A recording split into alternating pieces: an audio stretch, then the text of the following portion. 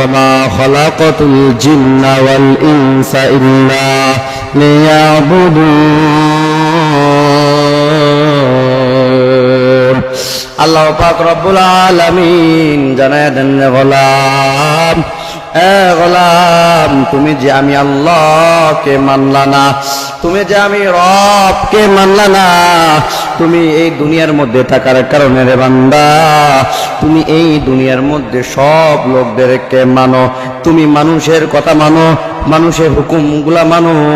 আমি মাওলার হুকুম মানো না এই কারণে আল্লাহ পাক রব্বুল আলামিন বলে রে গোলাম গোলাম মনে রাখবি কাল কিয়ামতের ময়দানে তোকে যখন দাঁড় করানো হবে তখন তোকে প্রশ্ন করা হবে রে গোলাম তোকে যখন বারবার করে প্রশ্ন করা হবে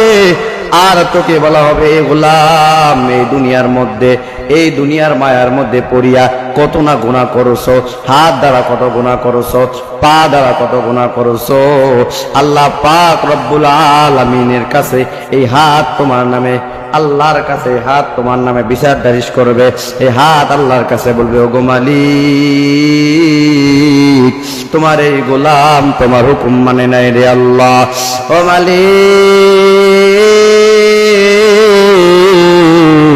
তুমি হাত দিয়েছো এই হাত দ্বারা সে বান্দা গুনাহ করেছে পা দিয়েছো পা দ্বারা গুনাহ করেছে আল্লাহ জবান দ্বারা গুনাহ করেছে ও মালিক এই মুখ দ্বারা গুনাহ করেছে রে আল্লাহ চক্ষু দ্বারা গুনাহ করেছে রে আল্লাহ ও আল্লাহ কান দ্বারা গুনাহ করেছে রে আল্লাহ এই হাত দিয়েছো ভালো কাজ করার জন্য মালিক এই হাত দিয়ে সে কোনো ভালো কাজ করে নাই রে আল্লাহ পা দিয়েছো পা দিয়ে কোনো ভালো কাজ করে নাই এই পা দিয়ে অনেক জায়গার মধ্যে গেছে রে মালিক ও মালিক এই চোখ দিয়া অনেক কিছু দেখেছে রে আল্লাহ এই চোখ দিয়া অনেক খারাপ কিছু দেখেছে গো মালিক আল্লাহ এই জবান দিয়া মানুষকে অনেকভাবে মানুষকে কষ্ট দিয়েছে আল্লাহ ও মালিক এই জবান দ্বারা মানুষকে গালি দিয়েছে এই চোখ দ্বারা অনেক খারাপ কিছু দেখেছে রে আল্লাহ ও মালিক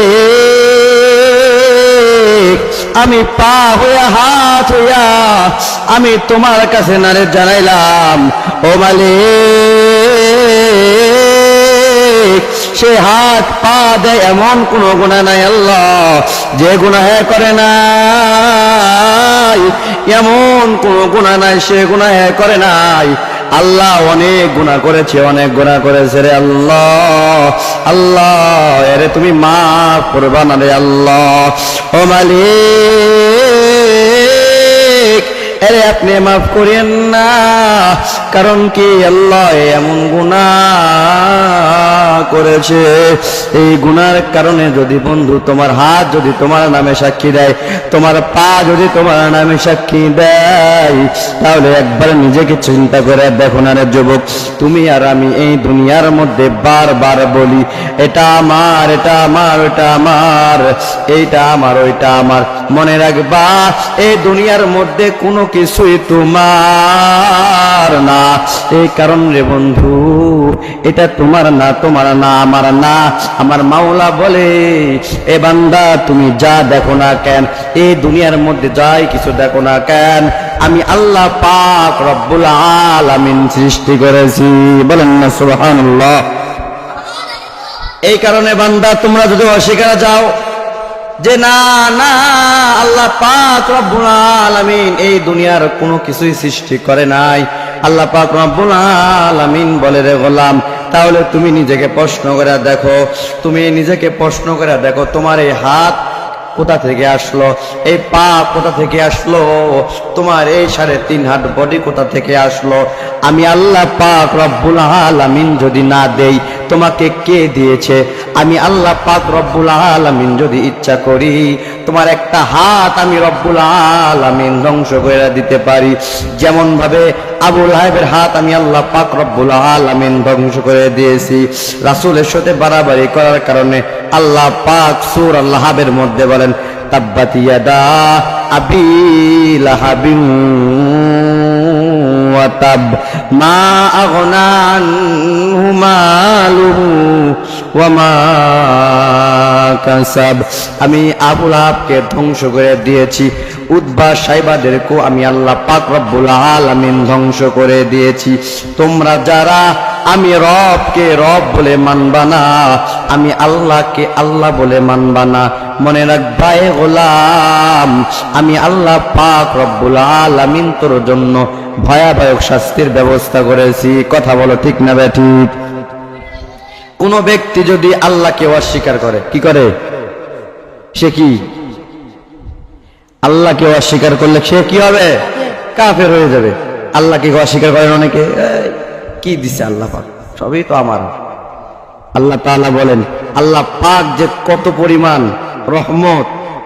যে কত পরিমাণ আল্লাহ পাক রব্বুল আলামিন এই দুনিয়াতে সর্বপ্রথম যখন আদমকে পাঠাইছেন, কাকে? আল্লাহ পাক রব্বুল আলামিন যখন আদম নবীকে পাঠাইছেন, পাঠানোর পর আদম থেকে নিয়ে এই পর্যন্ত যতগুলা মানুষ আছে সবাই কিন্তু আল্লাহ পাকের কি গোলাম। কার গোলাম?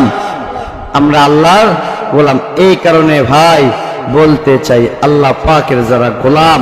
আমরা এই কারণে বেশি থেকে বেশি আল্লাহ পাককে ডাকবো। তো ইনশাআল্লাহকে আমরা ডাকবো। এই কথা বলে আমার আলোচনা শেষ করছি। ও আখির দাওয়ানা আনিল হামদ।